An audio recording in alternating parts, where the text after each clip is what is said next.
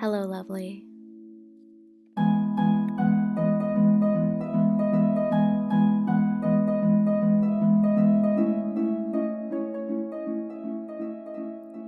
Welcome to the Find a Lovely Life podcast, a safe place for all self love journeys. I'm your host, Monica Rodriguez, and for the past 7 years, I've been on a mission to learn how to love myself. Healing can be a really lonely journey, especially when you don't know where to start. So let's figure things out, cherish words that guide us, and of course, I'll share some of my lovely life lessons along the way.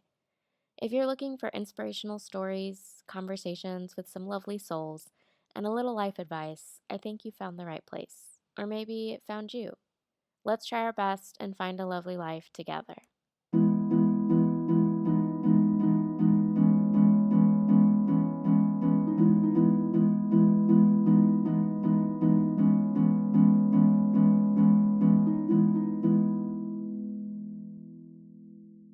Welcome to another episode.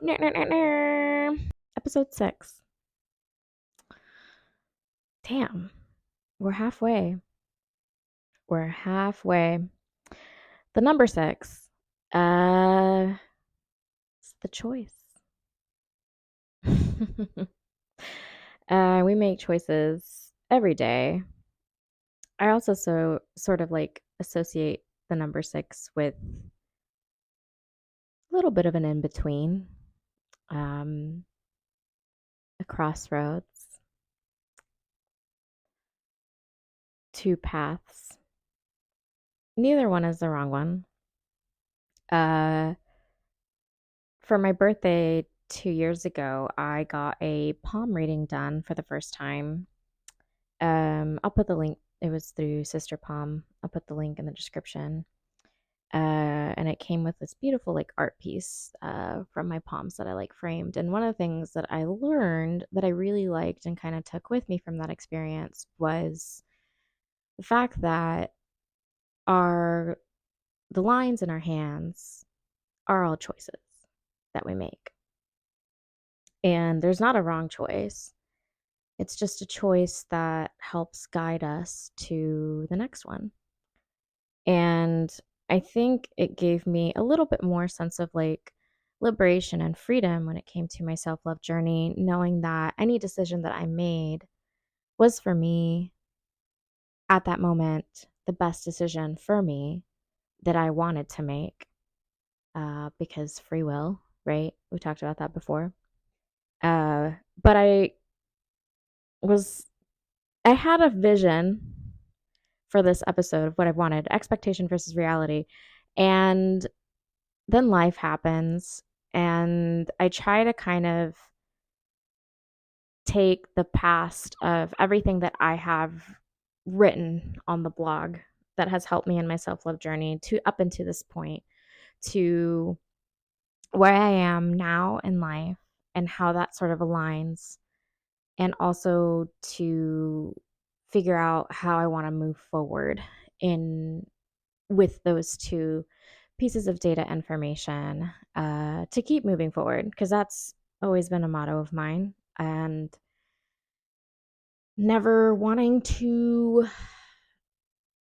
I think there's a difference between staying stagnant and feeling the heel, like I often talk about, and sometimes those moments of pause in between those two choices, uh, left or right. Which direction do I go? Do I quit my job? Do I stay? Do I jump into a relationship? Do I stay single forever? I think a lot of times choice comes with change. And as I think I've talked about before, I'm pretty sure I have. It's one of my like TED Talk points. Self love is like a constant journey. Like there's no end to it, which can be really daunting to try to embark on it. And there might be times where you kind of get off the self love train, and just really stay in like that station and heal, and then there's an opportunity to get back on the train and go to a different station, and that all comes with choice. And a lot of times with change and making choices comes fear. And the two choices that we have in life are to live with fear driving or with love driving. And I try my best to drive with love, but I'm human. And sometimes fear takes over, and I don't realize that fear is driving until I'm faced to make a decision. And then I kind of unravel certain things that I thought I had already healed. Um, I talk a lot about therapy, and it's a great tool that has helped me sort of like continue to unravel and heal myself. And I actually had to break up with my therapist back in November. I was ready to fly free, and she told me to just go enjoy life, that I was doing great. Um, and I told myself that I wouldn't go back to therapy until like a life change happened. And then a life change happened and she emailed me. It was crazy. Is it crazy? Not really. When you're dealing with me, everything is just like alignment, not surprised anymore. And I saw her for the first time in 9 months last week. It really triggered not that I like had relapsed or like was doing anything different or uh I was doing great. It was just an opportunity to continue the journey. And I am a, this might be like a strength and a weakness. I tend to kind of use healing as a crutch and just always be in the healing journey when I forget. And I actually sent something to a friend yesterday that, oh, let me find it. Hold on. Because it was really good. Let's see. Okay, I was like scrolling on TikTok as one does. I use TikTok as a tool for messages to come to me. And I stumbled across this one that said, "You're not healing to handle the trauma, you're healing to handle the joy." And that hit me. Um,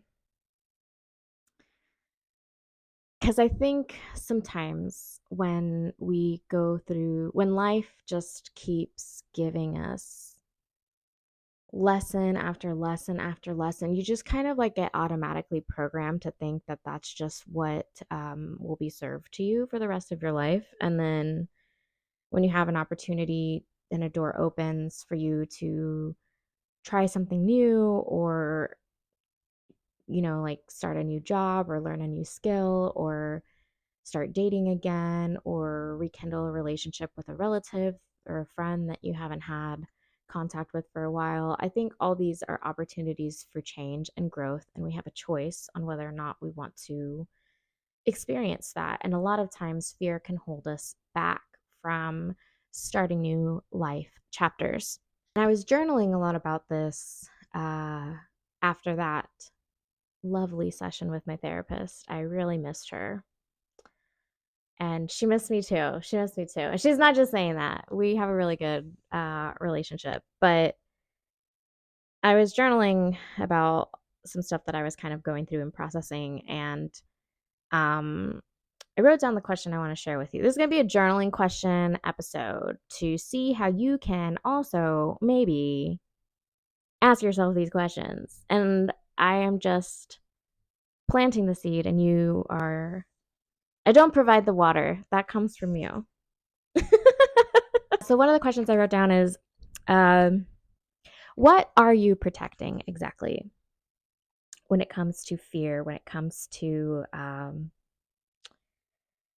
protecting yourself now versus maybe a past version is getting a little bit triggered, or um, we talked about the puzzle example a couple episodes ago. Another example of like getting frustrated with trauma that my therapist and I used to use all the time is jellyfish tentacles. Like there might come a time where you find a jellyfish trauma tentacle and there's a giant knot and you untie or unravel the knot, and then it seems like it's like fixed, and then you go through life, and then all of a sudden you find another knot, and that same tentacle that you thought you had already untangled, and it can feel like you're you kind of like have to take a step back, or like maybe sometimes feelings of failure like pop up, and all of that is tied to fear. And I think it's important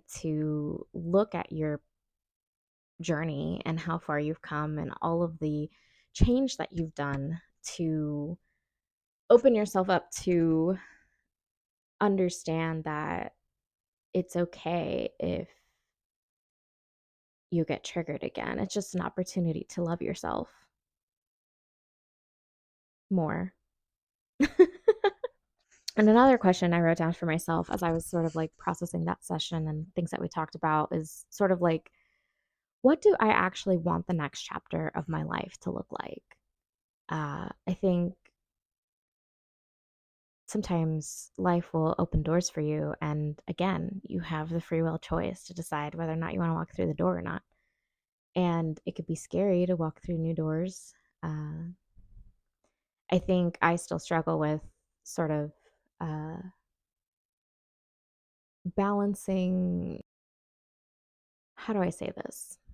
I think I still struggle with balancing the data I've collected from the past to help me in the present, but to not overprotect me to have a future that has joy in it. Because joy is something that I've always had to create for myself.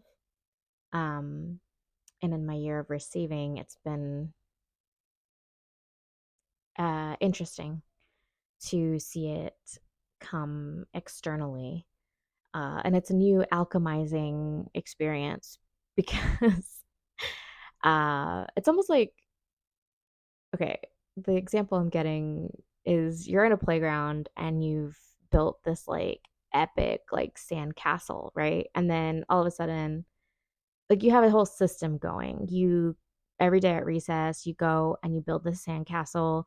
You know how to get the sand, you know how to like you have it down and it makes you happy. And then all of a sudden a new friend comes in and like tries to like ask if they're making sandcastles too, and then like you both like make your sandcastles meet, and then you decide if you want to like make sandcastles together.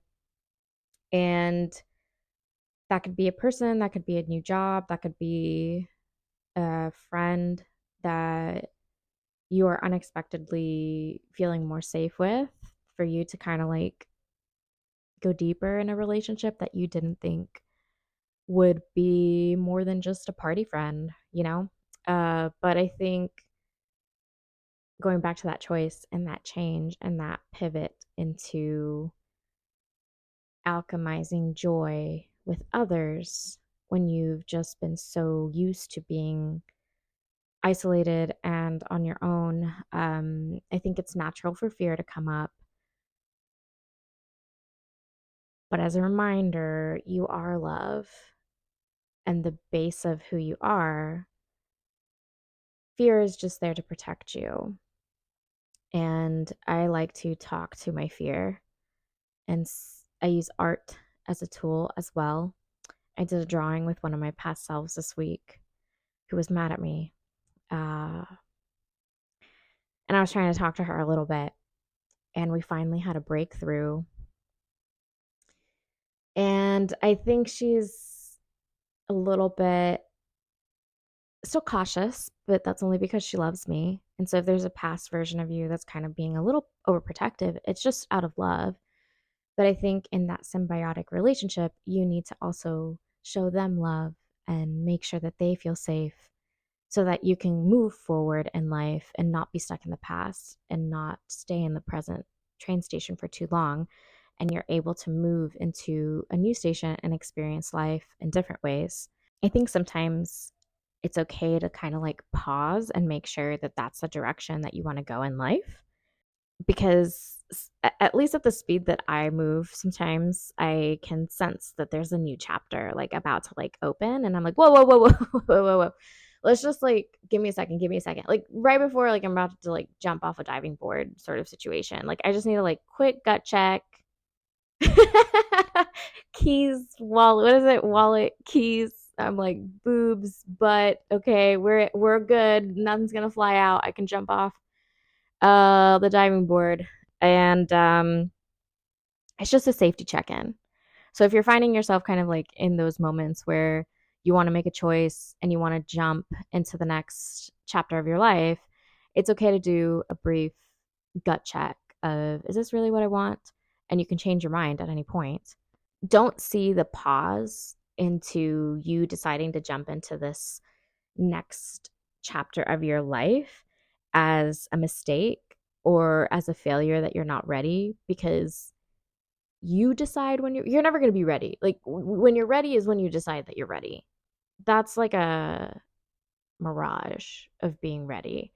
Obviously there comes with some tender love and care and gentleness, but there comes to a certain point where you tell the fear, okay, I'm going to drive now. And you let love and you lead with love in a way that is a radical act of self love. And it might cause you to like freeze, but I think trauma response wise, depending on the situation, you might fawn, which means you kind of like go back a little bit and like try to like protect and sort of like recoil a little bit. You might freeze because you don't know what to do in the situation, or then you flee and you run. And I think depending on the situation, I've recently been experiencing these like weird freeze moments. And I'm redefining that freeze isn't always numb. It can be like a defrosting of a reprogramming of an old belief that you might be processing, which can be like those heavier jellyfish tentacles that you get to the end of the knot. And it's okay not to rush detangling that part of your trauma. But I think investing in it is only going to bring more reward forward for your life and your self-love journey, um, because the self-love journey is a long game. It's it's forever, and I think it's important to choose rebirth and choose new experiences. And I think I say this a lot. I probably have said this every single episode, but that's why I'm such a big advocate for coming of age not just being a genre, but I think you're always coming of age because time doesn't exist in the way that we believe it to be real. And so whatever time comes for you to like make a decision to do something new, try a new hobby, learn a new skill, put yourself out there again when you haven't really done that in a long time, I think fear is there to help activate you and love is there to help support you. I think both of them are a tool to guide you in the next chapter of your self love journey. And I remember uh, being just a BB literary agent, and I was really scared. I did not want I felt like I wasn't ready to dive into a category that I just wasn't really familiar with. And I was like, there's no way that I can sign like two authors at once, like duo authors, like authors that collaborate and write together. I just thought that that was like level 10 and I was like level 1. And so I was being very cautious about it. And through that fear, I was encouraged to reach out to other agents that were doing those things so that I could get a different perspective and also kind of battle with imposter syndrome a little bit. And I met the lovely, wonderful Linda Camacho, who gave me a crash course in graphic novel selling. And I took so many notes and actually used the guidance and the proposal that she gave me to learn how to do it. And I ended up signing to wonderful clients that ended up being the first book that I ever sold. So, had I not done that, had I not seeked out rooms and people to help me understand how to find a new perspective and how to learn a new skill to then decide, okay, I'm going to try it, I'm going to go for it, I probably wouldn't be where I am today in my career. And I wouldn't have met my best friend, Kat Fajardo, whose proposal was the one that Linda had sent me. And that's how I met her. More on that on episode 3 on our relationship and how we met. But I think I'm telling that story because it's important to whatever scares you is probably the thing that you need to jump into. And it's only scary because you've never experienced it before, or maybe past trauma is like has a chokehold on you about it. And this new opportunity on the other side of it is unknown. And I think a lot of what the self love journey has in store for you is unknown. Unfortunately, that's just part of it. So, really leaning into fear in your self love journey is going to open you up to more healing, more opportunities for you to meet amazing people that are going to support you in life and help you heal. Because I think one of the scariest things about a self love journey is it can be so isolating. And there comes a point where asking for help or growing with other people in community really opens you up to releasing fear in a new way and not feeling as alone as you continue to learn how to love yourself in different ways. So, shout out to Linda Camacho for the confidence boost in shutting out imposter syndrome to um, help kind of oil up my career. And I was always interested in talking more with her outside of like work because um I y'all know I like to go deep and that's just who I am. And finding people that also kind of like to go deep is, I think, my mission to help spread more stories and love and light into this really lonely world. So, without further ado, I hope you enjoy our conversation and it inspires you to kind of have fun and face your fears a little bit. Be brave, strength. The choice is yours. I have no script. Anyways, enjoy the conversation.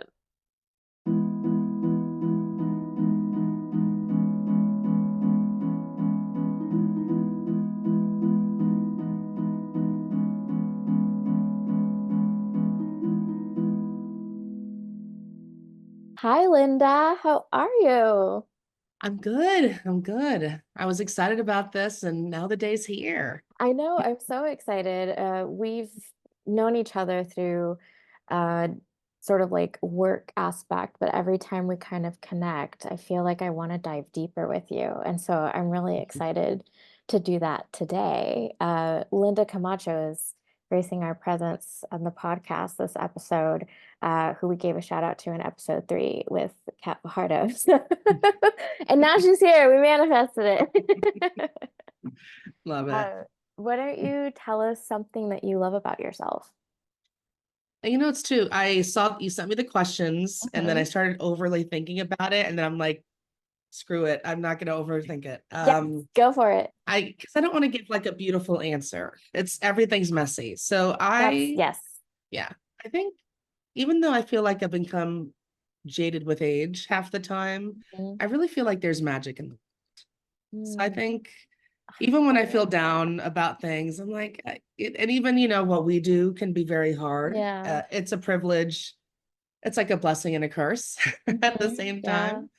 But I mean, every time we're both literary agents. So every time I Mhm. feel like we make that call, we tell a writer and illustrator that their book is going to be this thing, it feels like magic. Mhm. So, and it always feels like, I always joke that book being published, it feels like whenever that happens, it really is a tiny miracle. So, yeah. It really is. I love that because I think a lot of my journey too has been sort of like finding the magic in the small things. And a lot of my clients call me their fairy godmother because Yeah. it is something magical that we get to kind of put out in the world and find gems and treasures and give more light to things that bring us joy. Which I'd love to hear what is something that is bringing you joy right now. I've been watching a lot of TV, Oh, which a please tell lot me of your recommendation. oh, I watch a little bit of everything. It's true escapism at its finest, and it's nice to have a separation from reading, which is the thing that we Hmm. got into publishing to do more of, and we do Yes. so much that we do less of it sometimes than we'd Yeah. like in terms of like books that are not connected to us. But Hmm. oh, I love watching stories. Like I think Hmm. stories are just the connector. And so Hmm. I feel like I grew up very sheltered. And so books Hmm. were my big avenue, and movies and, Hmm. and film, any kind of story. So I just finished watching the third season of The Bear, and I'm about so to, I literally planned this weekend was to binge watch it because it's one of my yeah. favorite shows. Yeah, it's such an amazing show. I also watched Severance, which was super intense and Wait, really season two is good. out now? No, Oh, no. okay. Like I'm Okay. rewatching Severance some is of it. so I'm good. rewatching. Yeah, Okay, I okay. cannot Yeah, wait for love that show second too. season. Yeah, and I half the time I forget what I'm watching. But yeah, a lot of it's sometimes it's just rewatching the comforts. But Yeah. yeah, those are the two that stick out to me. Oh, and I was rewatching the Beef. Beef. I I think it's have just not Beef. watched that yet, and If I you think I'd like like it. revenge, Yeah. which my mom loves revenge stories, so I was like, okay, when I watched it, she loved it. Yeah. I was like, when I watch it, I'm like, she's gonna be all about it because she was all about Charles Bronson, which when I watch it now, I'm like, ooh, there's so many problems with this stuff that I'm Yeah. watching. But she loves anything where people have revenge, and she loves all that Yeah. stuff. So, but it was, I think you would like it. Like, yes, there's revenge in it, Hmm. but it's a very beautiful story too, especially Yeah. at the end of it. And it really gets into the depths of who we are, Hmm. and it talks about loneliness and not feeling like you're enough, and it's really actually very beautiful. Ooh. Yeah, I would highly I love those recommend it. themes. Yeah, like so much happens, like it's Hmm. very commercial in that way and very Hmm. suspenseful, but it really goes deep. Yeah. I I love going deep, which is why why I created this sort of platform to like share those stories. And to your point of stories, I feel like all stories kind of like are almost mirrors of self-reflection and in some form or fashion. But I'd love to hear about your story and sort of like what your self-love journey is like, or like what are some things that kind of have been, or themes that have been popping up for you recently? Yes. I would say, I mean, I always feel like I'm still at the very beginning of it half the time, but I guess it's you always feel like, when does it come to an end? It doesn't. Does it, right? Like, okay, like I've been on the journey, I've gotten to where I need to be. Whoever's been there, good for them. But Yeah. no, I definitely grew up in a loving but very strict household. Hmm. So achievement is the thing, right? Because they feel Hmm. like that's the way you can do well. And Hmm. so being not nice to myself was the way I've been for so many years, that kindness is something I'm really trying to teach myself. I've been Hmm. kind to other people, Hmm. and it's easier, frankly, to be kind to others. There are things that you would say to yourself that you would never say, ideally, Yeah. to other people. Right. But yeah, I'm really trying to learn kindness and Hmm. self-care, which is so difficult. Like I think also, like, I'm in my 40s now, so then it's always Hmm. like my health was not as where it could be, not Hmm. optimal. So things like that, I'm like, right, I'm just work, work, work. I Hmm. should like cook myself a healthy meal instead of just Hmm. ordering, junk food or something. Not that there's anything wrong with people eating junk food, but I Right. was just not taking care of myself. So it just became an abuse where I was not sleeping enough. I was Mhm. definitely eating stuff that was not great for me on a daily Mhm. basis and not seeing the sun. Like my agency head, Mhm. Marietta Zacher is amazing. She was like, Mhm. Linda, go out for a walk. Yeah. Like, go do that. And it really does help. Like, oh, fine. I guess that does work. I don't want to go outside, but yeah, just like trying to remember that I am a physical being and Mm. I tend to forget that part of myself and I neglect that the Mhm. most. Yeah. I resonate with that, especially with the kindness and being kind to like yourself now and then like other versions of you that tend to kind of be triggered or pop up sometimes. And this year I've been kind of one of the things I wanted to do this year was sort of try to heal my relationship with food a little bit, Yeah. which is a really just like a Oof. mountain. Yes. Oh my gosh, yes. And it taking it like one step at a time of like even like allowing being kind to myself when I was having cravings of things that I didn't feel like I was allowed to eat or Right. parenting myself in that way and like cooking myself a meal. Like we do get caught up Right. in our work. I'm a workaholic too, and it's Yeah. like why don't we just like that's a form of self-care is like pausing to make yourself a meal. It seems so simple, but it really is healing in some ways. And I now have two cats, which we got during the pandemic. Mhm.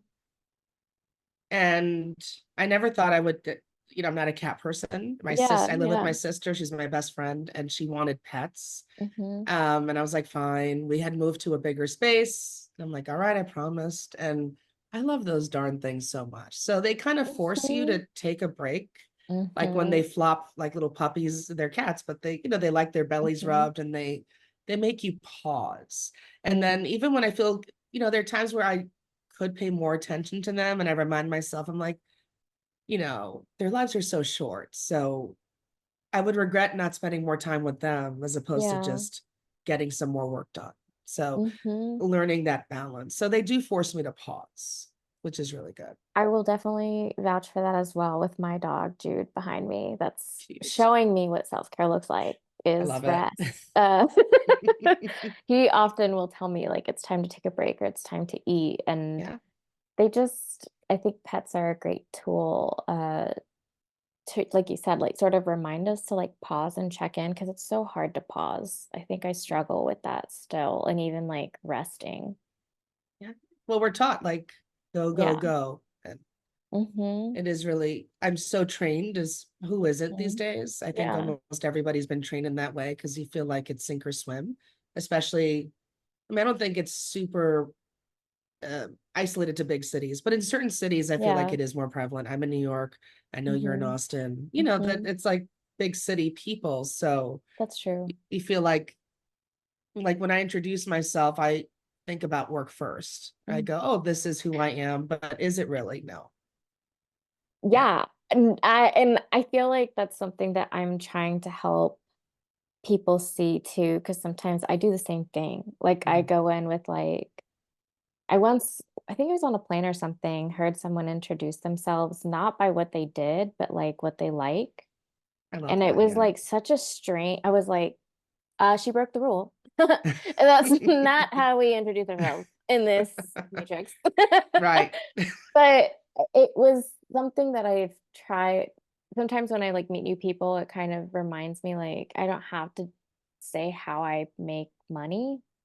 It's Right. not a contractual exchange every time I meet somebody. Mhm. Right. But it's so hard to like detach that. So I'm definitely trying to practice being more uh in the vein of like, oh, I'm a creative person or I'm a healer or I like here's my dog or like just other Yeah. than like but it's very hard. I agree.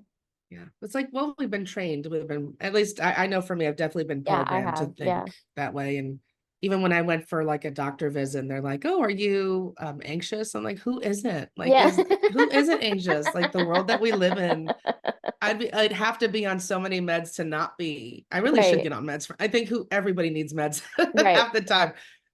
I've been, but gosh, anxiety is just part of it. And that's why I Mm-hmm. write, you notice everyone's talking about self-care more these days. Frankly, I Right. think it's a very Gen Z thing. So I'm very Mm-hmm. thankful for that. Me And yeah, too. I'm because thankful for millennials that don't generation. Yeah. understand.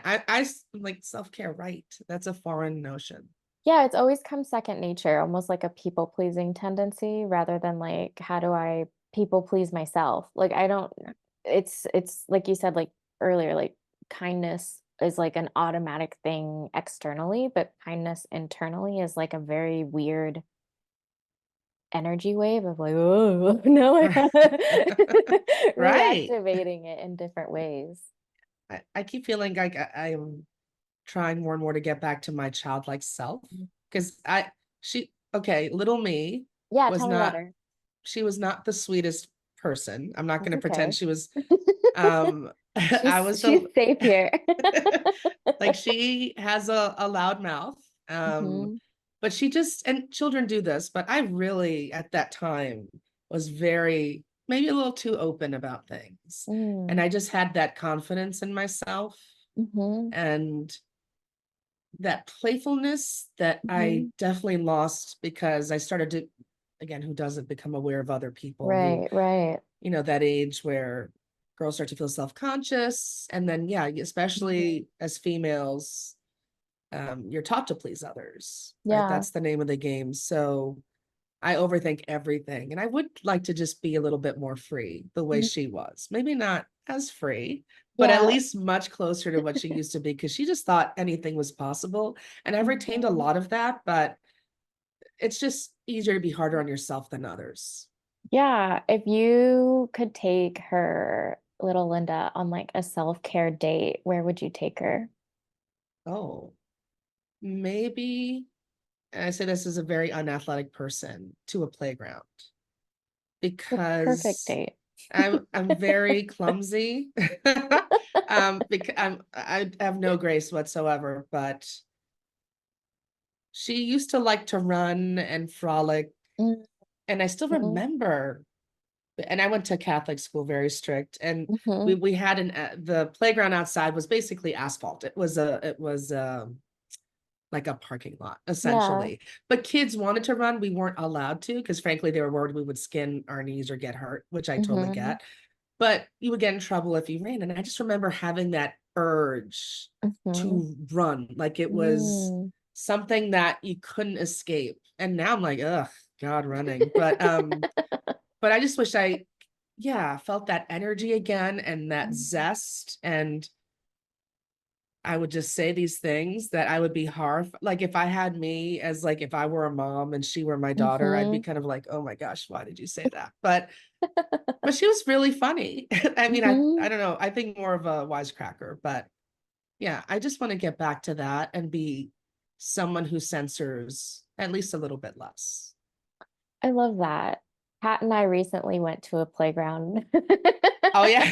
We went I to a haven't been to park. one forever. We went to a park that had a playground and we were like, should we? And then we were like the only two like non-kids trying to like we like found some swings and it was really fun. So I will encourage this and maybe like if there's one taking a walk, maybe it'll find you and now you're gonna Right. be like, I feel like I kind of have to just sit Yeah. on this swing for a second. I know. Maybe next time you come to New York, Oh yes, next time we're we'll gonna find one. definitely find one together. But I feel like your inner child or younger, or what do I call her? Little Linda. I like that. I feel like she's kind of, in a way, like helped open up like a potential for how you can sort of like bring those characteristics out in yourself now. Is there, I know that you work with a lot of people and sort of like have those skills already to like help others see their potential, but how can someone see their potential? Like how do you Hmm. see others' potential? And maybe that's a tool. we can start to use within ourselves. I think it's just by listening a lot, right? Mm, Because I can always, like, I definitely am again, I don't let my strong personality out with my clients. The softer side mhm, of me comes out. So it can be very easy to impose, oh, this is what I think you should be doing. Cause I can see, mhm, like, I just see it, right? But I really want to hear what they want for themselves. So that way it's kind of a mhm, nice meshing because mhm, half the time, right? Like I said, it's easy to hold yourself back. So they might think this is as far as I can go and I like to push them, but mm, I do try to mhm, push them in the direction they kind of want to be, even when they're mhm. kicking and screaming. Like it is that navigating personalities. Mhm, And I have gotten really good at navigating those personalities and really trying to listen mhm, and just respond to that. And the listening really helps because mhm, sometimes they'll say a thing that they didn't realize they mhm, said, and I'll say, hey, you just said that. They're like, oh, I didn't realize. I'm like, yeah, this is coming from you, not from me. mhm. So I really That's try to be a mirror for them. that's one of my favorite parts about the job. Like even when I'm just give not nec it doesn't necessarily have to be my clients, but even just like critiques or like consultations that I give, I'll just ask questions and then all of a sudden they'll like change and like Mhm. light up and I'm like, that's it. Yeah, right. That's the thing that you need to write, because you completely change from what you were describing to me before, and then all of a sudden it just came to life. And I think we all have that like inner light within us, but it takes those like special miracle workers like us Yeah. sometimes to like find it for other people sometimes too, but finding it within yourself can be hard. Mhm. Oh, absolutely. I think because we think too much, right? We think we know too Mm, much. yeah. I mean, even with if we're thinking about just publishing, right? Hmm. Where I would try to write something and then my marketing brain will go like, I don't know. I don't know if that's going to be like sellable. And that's like the worst thing you can think when you're trying to be Yeah. creative. Hmm. How can others find what they're sort of good at in life? I find the more I think about it, because I am thinking hard all the time about that for myself. Hmm. And sometimes it's counterintuitive. Sometimes don't actively look for it. It almost Hmm. feels like the more it's like this thing that's in the periphery, and the more you stare at it, it kind of goes away. Yeah. So I think the best thing you can truly do is like follow your curiosity, right? Like your Mm-hmm. curiosity is the number one thing. And I ask myself that too, because I like answers. I like to know, like, Mm-hmm. this is what I want to do. I like planning, but that does not Mm-hmm. always work. So even with the story I'm trying to find, I, I'm just like, okay, what am I, if I'm not sure what the premise is, who, Mm-hmm. what character am I interested in? Like, who's the person that I want to follow? And Mm-hmm. just, yeah, truly follow curiosity. Like even with my career, I never planned on being an agent when I was young. Me And neither. right. And when I was in college, I kept searching for the thing I wanted to Mm-hmm. do. And Mm-hmm. I became an expert at, again, not applying, but learning how to apply to many Mm. things. Great skill. Right. Like I knew how to be a PhD, even though I never how to apply for Yeah, those yeah. PhD programs, law school, which I helped other people with. So it was great. But I found the more I kept trying so hard, it just kept Mm. eluding me. And I do, actually, and I was going to say this before too, asking other people sometimes can be helpful. Not always, because it just, That's true. not always, but your closest friends, like the Yes, people yes. who know you really well, can sometimes give you an inkling. Because even Mm-hmm. with publishing, the way I found my way into that is because an alum that I became friends with said, Linda, you're always talking about books and stuff. Why don't you try Mm-hmm. that? And gently steered me there.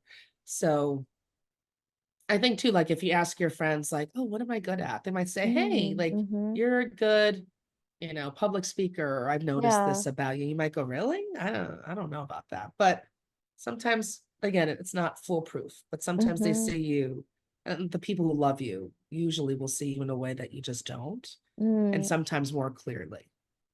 What would little Linda want? What did she want to be when she grew up? I remember wanting to be.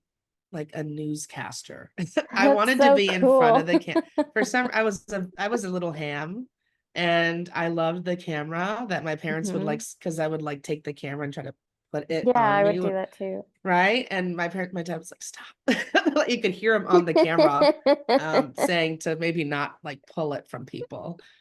And so I was definitely a ham. I lost that. I have no interest in being in front of the Yeah. camera now. Hmm. But I did for a while want to do like something in front of the TV, not necessarily Hmm. acting, but something that was more talent facing. And I think part of it too was because, and actually I would have been a terrible journalist, but I always thought that that was a way to get out and see the world too, not Mm. just to be famous. And I wasn't necessarily focused on fame, but I thought, hey, it's Hmm. cool. Like I could make some money. There was some practicality, but really Right. seeing the world, like not super glamorous with journalism, but that was the Hmm. idea then. And then later I changed to, it's like maybe photojournalism, I something with went that route journalism. too. Yeah. And I'm like, no, thank goodness I didn't, because I would have been terrible at it. I think I would have been terrible. But that kind of goes to your point on curiosity, because I feel like at least my inner child too, there was some form of curiosity, but growing up in like a strict household, it was hard to kind of like lean into that at times growing up. And I remember, I think I saw this once, and actually even Kat had mentioned one day in New York, she was like, we should do a color walk, which is where you just choose a color and Yeah. you just keep following the color until it leads you somewhere. And I was like, I've never whoa, heard of whoa, that. whoa. Um, Wow. I've never heard of and that. I will eventually do that, but even just the thought of that scared me because it was too much relying of like trust issues, like unknown, like I don't know. It seems a little sketchy. Like I feel like there's a version of little Monica that's like a little like principal, like authority figure. Yeah. And I have to be like, no, it's fine, you can be a kid. But I don't know why I just thought of that, but as an exercise, maybe I'll now I'm putting it out there that I have to do it now. But as an Yes. exercise of like curiosity and then also like inspiration and obviously in a safe place, like don't go down a dark Yeah. alley and like Agreed. maybe buddy system it. Yes. But I just thought of that and thought that could be a good exercise too to like lead you somewhere. Because I think a lot of it too for me is about control and making sure that I have Mhm. some kind of control, but that can, to your point, like everything that you wanted to do just didn't. And then this job found me. And Yeah. I'm sure it found you too. And so, like, now I really love what I do. Yeah. Funny how that Right. works. Right. It's true. It's true. Speaking of that, like, what's something or like a tool that's sort of helped you learn how to love yourself more? Journaling. Journaling has been really helpful. Big I fan, always big used fan. to, I used to do that. And I never really, now it's been more of a trend, which I'm loving, that people are Hmm. doing it more. It's more widespread. And there are a lot of those life coaches who are like talking about journaling and all that stuff. So that's really cool. It's just when I was a kid, I remember Hmm. journaling. And usually it was, I have different journal things. And after a point, I became paranoid that people would read it. So some of them I would rip apart, but that was like a control thing. But, Yeah. and then even in college, I kind of had a hard time, just personal things. Hmm. Um, and I loved where I went, but I think I was just too much in my own head dealing with Mm. things. And I found that journaling was just very helpful. And I still Hmm. do it now, not as regularly. I Same, stop and start. same. And I wish I had continued. I go back to old journals and I'm like, man, I wish I had just continued it. But Hmm. yeah, I think journaling is really helpful. And it's so interesting to go back to old things that you've written, go, wow, yeah, so Hmm. interesting. I have like, I don't know if, I'm sure you've heard of the book The Artist's Way by Julia Bill Cameron. Cameron, yes. She talks about, right, 3 pages a day Yes, yes. in the morning. I In the remember, yes. morning, a great morning pages tool, basically like stream of conscious thought. Hmm. And it was really hard for me at first. And I have a whole box of journals because you're not supposed to like read them, but then there's a part of the book and the exercise where at first she tells you you're not supposed to read them. So I'm like, oh, okay, great. And then Yeah. like down later down like chapter, I don't know, whatever. She's like, okay, go back and read one. And I'm like, whoa, breach of trust, broke Yeah. it. Where are you leading me? Right. But sometimes reading it can be I like to read it sort of like, wow, this is what I was going through like 3 months ago. It was so intense. And now it's like, I'm okay. So a good like Hmm. self-reflection of like letting go, even in Right. that sense.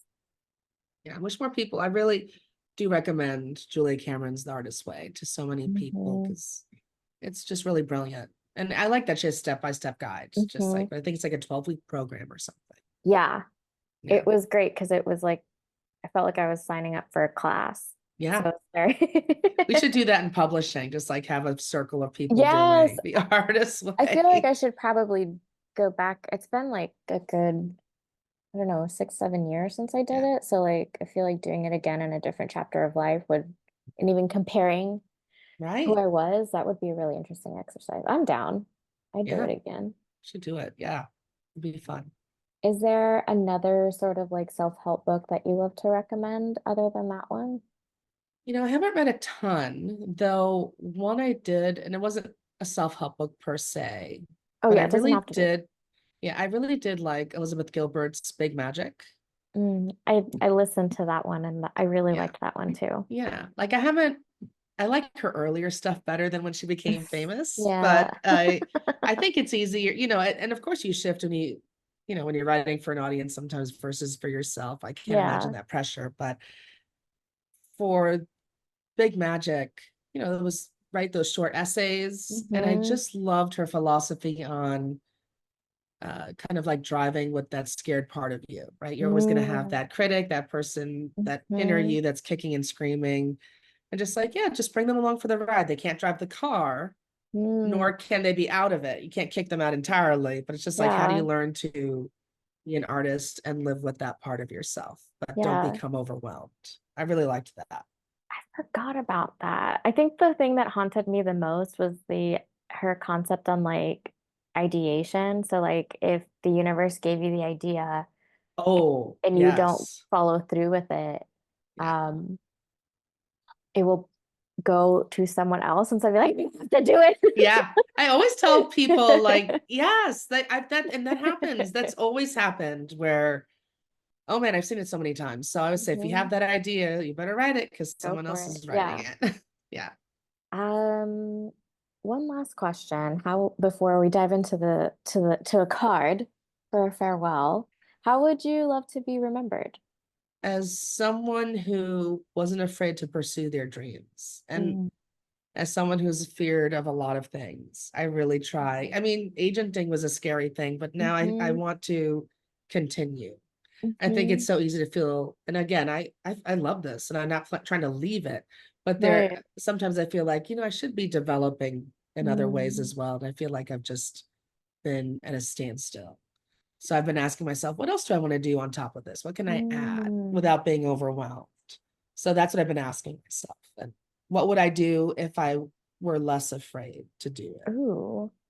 I love that question and turning it inward because it feels like kind of like the car example that you just gave from Elizabeth Gilbert, just driving with fear. And Mhm. is fear the one driving right now? Or like I haven't Right. checked in a while who's driving, so maybe I should do Yeah. that. Yeah. Yeah. It's so easy to let fear kind of take the reins. You don't even realize it Just half the like, time. "Oh, Yeah. okay, yeah. Yeah. It's like it sidles on over and just slips in there. So, Seriously, but I love that. I think a lot of what we do is sort of like projecting that out to others and making sure that their dreams come true, but remembering that we have dreams too, right. and what that means for our legacy and what we want to leave behind, I think is as important as filling our cup to fill other people's cups too. So Right. I love that, Linda. I'm gonna pull a card for you. Again, I'm being guided to use this one a lot. It's an animal. Okay. Yeah. So it's like a little safe, like what animal can I like think of to help me where I'm at in my journey right now? Um, and you got lizard, Interesting. which is the fire symbol. They're divided up by animals by like all the elements. Mhm. Um, and I've actually been seeing a lot of lizards. It's the summer here. But the lizard kind of the way I'm being drawn to like how it's kind of positioned, almost like in a yoga pose of like a pause. True. And it's kind of blending into the background here a little bit, but it's looking forward. So I think it's giving me this sense of like, make sure that you keep looking in your direction of where you want to go and not be absorbed by the world behind you or around you, if that makes sense, if that's resonating. Sure. Um, and then I love the book that it comes with. And I think this also has a lot of sort of like instinctual, sensitive to the subtle, dreamer. I'm not even kidding. This happens. Okay, I'll read it. The lizard is an expert in the realm of sensory perception. As if it has a sixth sense, the lizard hears what is yet to be spoken and sees what is yet to manifest. Although this is an amazing gift, it can easily wear the lizard down. Big crowds, lots of travel, or overstimulation will drain a lizard of their magical essence. This card is an indication to pull back from the bright lights and big city and return to the inner artist who's been whispering your name. Wow. Yeah. To bring yourself into balance, it's suggesting a creative project. So maybe it's time to hop I on know. that big magic I car, know. Linda.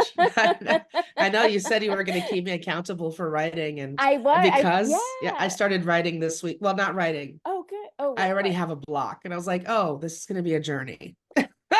But I'm like, that's okay. I Welcome just got to to the sit with that. party. I thought it was just going to flow. I'm like, the arrogance. No, no. I should know better. I think there are moments in the journey where things flow, but I think I have learned like when you hit a certain wall, because I'm rewriting the ending of my book right now, and I've hit a wall because I feel like I've lost motive. Like two Yeah. characters are looking at me like, I don't know what you want me to do in this scene, and I'm like, take five, I'll be Yeah. back.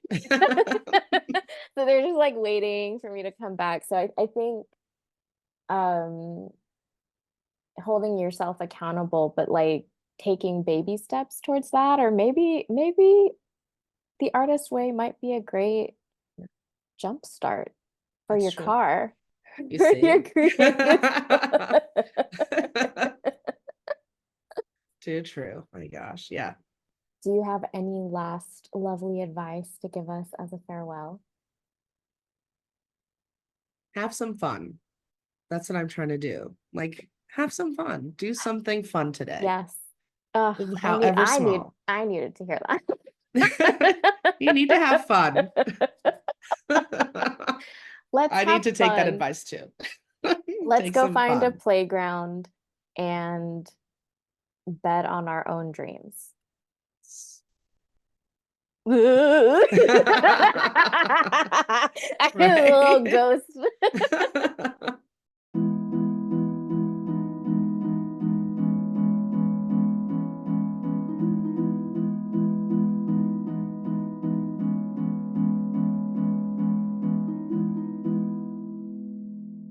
Hello, lovely. That was such a great conversation. You know, it's funny. I always interview my guest and I have somewhat of an idea of what I want sort of like the episode theme to be, but I tend to record like the book end part of the episode after I edit the interview to see if I don't know, there's like a little nugget of wisdom that I missed or something that's calling out to me. And the last piece of advice that Linda gave us, I had needed to hear it that day that I interviewed her. And uh, as I was editing it, I definitely felt like I needed to hear it again. So it's a common theme of just letting loose and having fun, and that being part of your self love journey to like allow yourself to experience new things. And I found the perfect dear lovely letter. So I'm gonna just dive into it.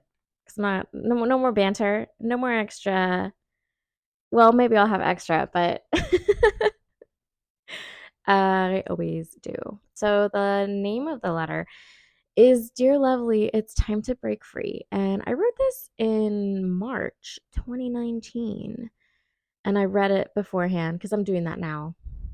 Last time I did not. That, I mean, I'm sure it was entertaining.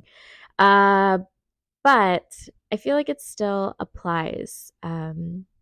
Or at least I'm in alignment with it right now. So hopefully it provides some sort of alignment for you as well. Dear Lovely, it's time to break free. What is meant for you is coming soon. All you have to do is keep going, keep following the path. You know the way. If you don't, let me let you in on a little secret. The path is the one you keep resisting, the one you know you're meant to try, but for some reason you keep pulling yourself back. It's not your friends, it's not your family or your boss, it's actually you. So let go. Stop asking the what ifs or thinking about the maybes. It's time to recognize the path that's meant to guide you and just let yourself be guided. Sometimes this means you'll have to make adjustments. You'll have to create new schedules. You'll have to do things that scare you. You'll have to sign up for a class or stop hanging out with that one friend that keeps complaining all the time. If you don't, you'll continue on this cycle and you'll keep missing your stop. The train will keep moving and it will always have a stop ready for you. Are you going to get off this time or are you going to hang back again because you don't feel quite ready yet? If you're in need of a little push, this is it. It's time to turn up the volume and blast Freddie. You've got to break free, love. So break free. With love, Monica. Go blast some Queen.